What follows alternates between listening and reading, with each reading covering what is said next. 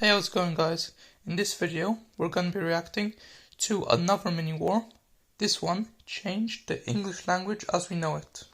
This video was made possible by Skillshare, an online learning community with over 17,000 classes in just about anything you can imagine.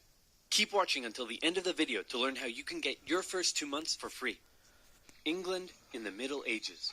The sun is shining, the birds are singing, the children are playing in the village square. Cool. What a wonderful time to be alive. Hey, you're dying of Except dysentery. it's not. And also we're being raided by Vikings. What an awful time to be alive. I know, right? It's the year Past 900. was the worst. Europe is a Viking's wet dream. Raids galore. Hey, you want to go raid Paris? Okay. That particular raid didn't go too well, but the King of the Franks said, "You guys are pretty tough and scary. How about we give you land in northern France, and in return, you protect us from other Vikings?" And it was agreed. The Vikings set up the Duchy of Normandy, and then they went full-on French, converting to Christianity, learning the language, and making babies with the locals. England also had its fair share of Viking problems. In the 800s, Danish Vikings had conquered most of the country, but the Anglo-Saxons eventually managed to keep them out, although they left behind a bunch of Viking settlers. Now this guy's king. He sucks. Replace him with his brother. And he was like, "Hey baby, how you doing?" and had a son, and then turned around and was like, "Hey baby, how you doing?" and had another son. And then he died and no one was sure which son to make king. This one, because he's older. Not if I have anything to do with it. That works for us too. Then he grew up and married the Duke of Normandy's daughter and had a bunch of kids. Remember this one. He's important. Then his advisors came to him and said, "Hey man, all those Viking settlers that are living here, they might band together and kill you. Well then, why don't we kill them first?" And so it was. This pissed off the Danish king, who launched an invasion, and the Vikings conquered England once again. Then the Anglo-Saxons unconquered it, then the Vikings reconquered it. The king's family had to go into exile, including Edward. Remember him? He went to Normandy where he lived for 30 years. He and his brother Alfred tried to return to England to retake the throne from the Vikings, but they were betrayed by the Earl of Wessex, who said, "Hey friend, I'll take you to London where all the nobles are waiting to make you king. Oh no, look out, red hot poker in the eyes. I can't see. And thus you can't be king." Edward then escaped back to Normandy. After a few more Viking kings came and went, one finally died without an heir, and Edward was called back to England where he became king. And that's where our story begins. Oh yeah, I learned about this in year 7. Here's the thing about becoming a king in the Middle Ages. Often your entire country won't support you at first. You can be vulnerable to rebellions, and it's up to you to take control. Fortunately for Edward, there was already a super powerful guy who had a lot of control over England, and if Edward could get his support, then England would be his. Who is this guy? If only it were that It's the guy who gave my brother the red hot poker in the eyes. After an awkward moment where Edward exiled Godwin from the country, he eventually had to give in and let him keep his earldom, possibly after Godwin gave him a bunch of gold and said he was very, very sorry. King Edward also married Godwin's daughter. Then Godwin died, and his massive fortune was passed down to his sons, who all became earls. In particular, this one became the new Earl of Wessex. Harold Godwinson was now King Edward's brother-in-law. He was a close advisor to the king, a brave warrior who had proven himself in battle against the Welsh, and in many ways he was almost like a co-king. Uh-oh, Edward got old and he's on his deathbed. Possibly for religious reasons, or maybe because he wasn't happy about having to marry her, he didn't boink his wife, and as a result has no kids, meaning there's no obvious heir to the throne, meaning I'm gonna be king. He does have a grandnephew, it could be him. No, let's go with me. Just one problem. I mentioned that Edward's mother was a Norman. Edward grew up in Normandy, and he had a lot of Norman friends. The current Duke of Normandy was William the Bastard. Why was he called the Bastard? One day his father was sneaking out of his castle when his advisors said, "Where are you going?" To the tanner's shop? Why? To get a tan. But that was a lie. Firstly, because tanners give you leather, not tans, and secondly, because he was really going to see the tanner's daughter. One thing leads to another, and out comes baby William, born out of wedlock. Thus, an absolute bastard. His father died when William was 7 or 8, and he became the new duke. He spent most of his childhood narrowly avoiding assassination, which probably turned him into the big balls tough guy he's remembered as today. In 1051, the town of Alençon tried to rebel against him, and the townspeople beat on dead animal skins as an insult to his commoner mother. William was furious, and he responded by, well, let's just say it wasn't pretty. That's the kind of guy we're dealing with here. William and Edward were good friends, and Edward allegedly promised that William could have the English throne after him. A decade later, Harold Godwinson even visited William and pledged an oath to him over holy relics, promising that William could be the next king of England, although it's possible Harold only did it because William was holding his family hostage. So when William heard that the king was on his deathbed, he said, "Hooray, I'm going to be king." So now you have two extremely powerful men who both think they're about to become the next king. But wait. This guy is the King of Norway. He spent most of his life as a warrior for hire, fighting for whoever would give him the most gold. You name a place, he probably fought a war there. Poland? Yep. Estonia? Yep. Against pirates in the Mediterranean? Yep. The Holy Lands? Sicily? And Bulgaria? Yep. He got crazy rich off the back of it and was swimming in gold. Then he returned home and became king. One of the previous Norwegian kings had made an agreement with one of England's Viking kings, saying that when that Viking king died, the king of Norway would get the English throne. Hardrada felt that because of this agreement, he was now entitled to the English throne. He was also eager to go on one last big conquest that would turn him into a legend. So when he got word that Edward was on his deathbed, he thought, I'm going to invade England, and then I'm going to be king. So now we have three extremely powerful men who all think they're about to become the next king of England, and that means somebody's probably about to get hurt. Back in England, Harold Godwinson is watching over the dying King Edward. Suddenly, he comes out with a shocking announcement. Hey, everyone, gather in. That's it. Come closer. Don't be shy. Okay, so I've got bad news. The king is dead. I know, very sad. But good news. He said that I should be the next king. So, hooray for me. And, oh yeah, he said that if he once told anyone else they could be king, that he doesn't like them anymore and they should just stay in Normandy. And also he said that no one should ask any further questions. Okay, good talk. Go do whatever it is you do. Usually it took months of preparation to crown a new king, but Harold rushed it and he had himself crowned the same day King Edward was buried. In Normandy, William's advisors came to him and said, Hey Big Willie, bad news, Harold Godwinson has taken the English throne. And William was furious, so he sent an envoy to Harold who said, William says you stole the throne and demands you immediately return it to him. Let me think about that. Nope. No. He said no. That bastard. Wait, I thought you were the bastard. Dude. Uncool. What was that? You're a genius. Dude. Uncool. William immediately began gathering his armies together and preparing for an invasion of England. Uncles.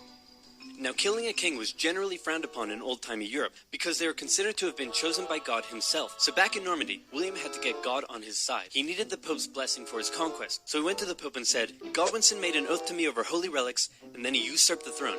Can I kill him? Sure, why not? So the Pope gave William his blessing, meaning William now had God on his side. Everything was ready to go. Just one problem. The wind.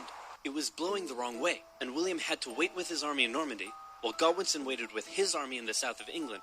They waited, and waited, and waited, and then William said screw it and sailed for England and got shipwrecked because the wind was blowing the wrong way. So then he decided to keep on waiting. They waited for 2 months and the wind never changed. Eventually Godwinson got bored and also ran out of food for his soldiers, so he sent them all home and he returned to London. The south coast was undefended and all William could do was keep waiting. While the northerly wind kept William in Normandy, it was carrying Hardrada and his Viking army this in is the England. problem. Hardrada landed near the old Viking city of York and defeated a regional army led by the northern earls, and York surrendered. When Godwinson heard about this, he must have been pretty upset. He had just disbanded his army, and now he had to gather them all together again and march all the way north. He made the exhausting journey in just 4 days, which is crazy quick, and he caught the Vikings off guard and unprepared for battle. The two armies stood on either side of the river Derwent. Legend says that a berserker Viking single-handedly held the only bridge crossing the river, dodging arrows and fending off attackers, until some English soldiers got under the bridge in a barrel and gave him the old spear in the jewels. This gave the Vikings enough time to form a shield wall, but because they had been caught off guard, many weren't wearing their chainmail and armor, and the English eventually defeated them, killing Hardrada, and with him, bringing the Viking era in England to an end. And we're still waiting. Whoop, now they're not. Finally!